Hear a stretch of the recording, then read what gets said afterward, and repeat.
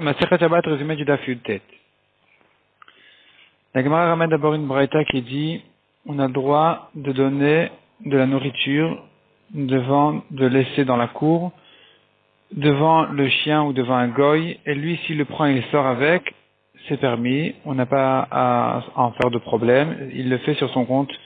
On ne craint pas comme si que les gens disent qu'il lui a donné à le sortir, il lui a donné une mission. On ne craint pas ça, il peut le prendre et le sortir de lui-même, et c'est permis. Deuxième braïta, un homme n'a pas le droit de louer ses appareils, ses ustensiles à un goy vendredi. Mais jeudi ou mercredi, il a le droit. De même, en ce qui concerne les lettres qui sont envoyées par un goy, alors le facteur, est-ce que j'ai le droit de donner à quelqu'un une lettre, à la déposer à quelqu'un d'autre dans une autre ville par exemple, alors qu'elle risque de se promener pendant Shabbat et que les gens vont reconnaître ma lettre en disant voilà, le juif a donné à un goy une mission à faire pendant Shabbat. Alors ici ça dépend de quelques précisions. Ici il faut rentrer un peu dans les détails. Si il lui a fixé un prix, alors le goy maintenant il fait sur son compte. Il va, même s'il va rechercher la destination, l'adresse, et pendant Shabbat, ça ne me regarde plus puisque finalement je lui ai fixé un prix. Maintenant, c'est plus mon employé. C'est-à-dire, il le fait sur son compte à lui. Il recherche parce qu'il trouve pas l'adresse et qu'il a une mission à faire, mais finalement, je lui ai pas demandé de la faire spécialement vendredi ou spécialement Shabbat ou à telle et telle date. Il n'est pas payé à l'heure, il n'est pas payé. Il le fait sur son compte parce qu'il sait qu'il sera payé tel et tel prix.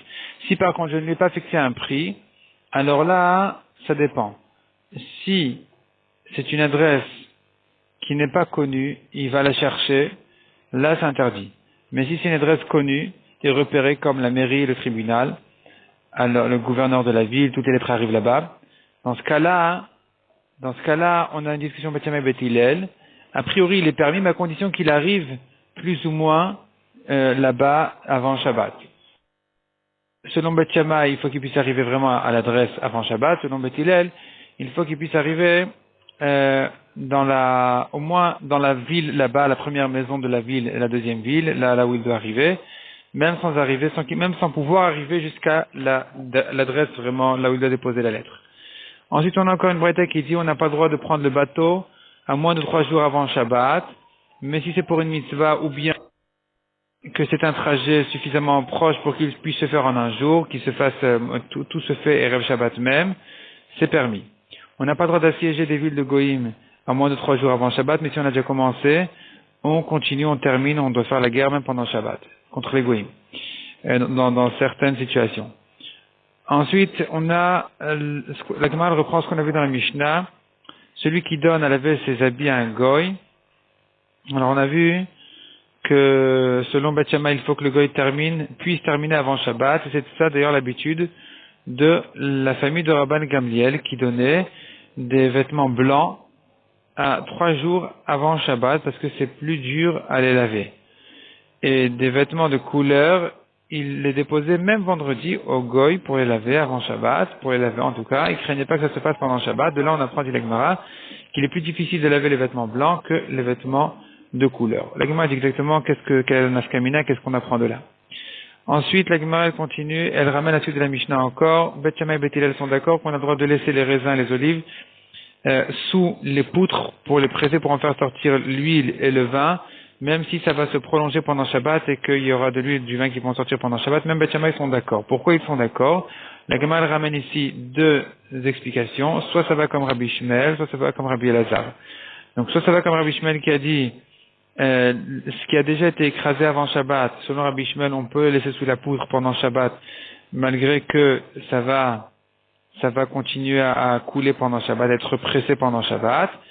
Et soit, dit la Gemara, ça va comme Rabbi Elazar qui permet donc non seulement le miel qui a été écrasé, donc celui qui a écrasé les gâteaux de miel de la ruche avant Shabbat, et le miel il coule pendant Shabbat, ce miel-là il est permis.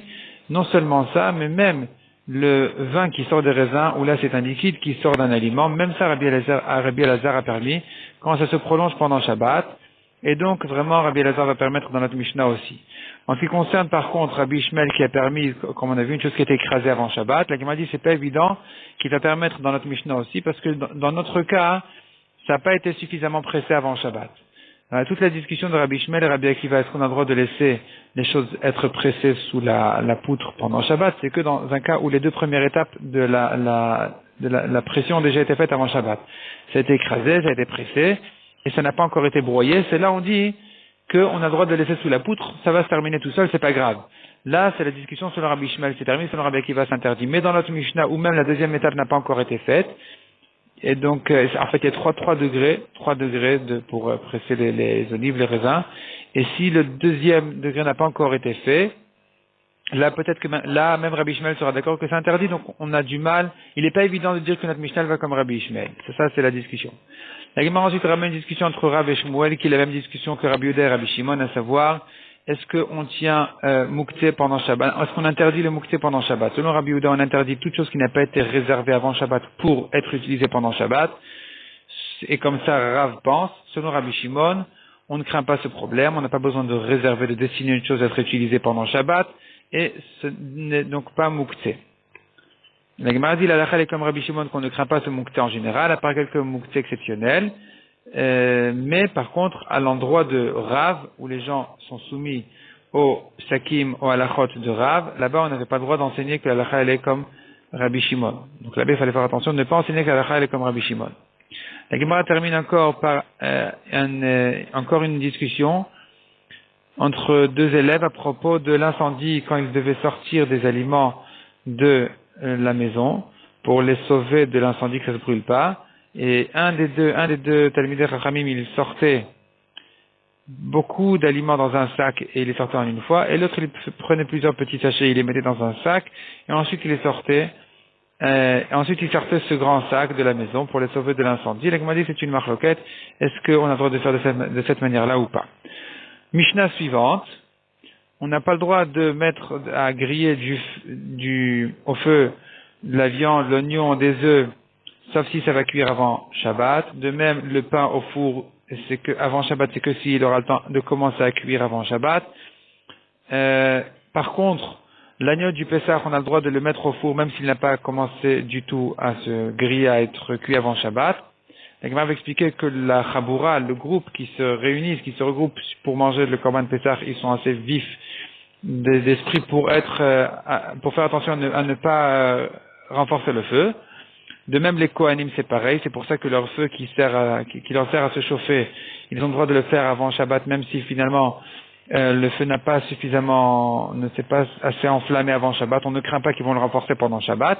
Par contre, en dehors du Beth Amikdash, quelqu'un qui veut se chauffer à la cheminée, il se fait un petit feu à la maison, là, il faut que la majorité du bois s'enflamme avant Shabbat pour permettre de profiter de ce feu-là. Rabbi Yehuda précise que si c'est un feu de charbon, même s'il a à peine pris un petit peu, le feu, ça va s'enflammer facilement, on aura le droit de le laisser comme ça pendant Shabbat.